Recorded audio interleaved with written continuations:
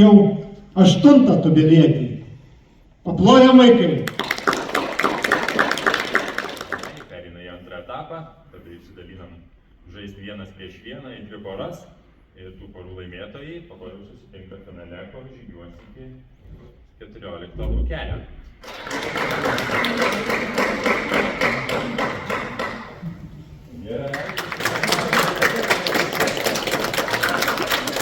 Sostinės nuimk 2 raidės ir gausi mėlynai žydintį augalą, kurio pluoštas naudojamas audiniams.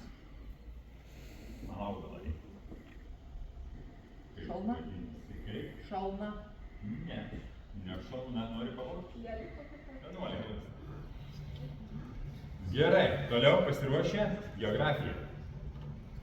Kurio žemyno aukščiausias kalnas yra Kilimandžaras?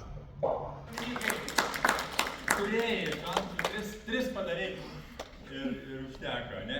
Drįsta dalyvauti tokiam nuostabiam konkurse, kuris reikalauja išmonės žinių, gebėjimų ir be abejo įvairių vertybinių nuostatų.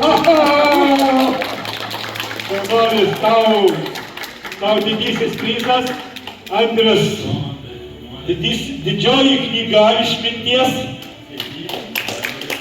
ir tau padėka.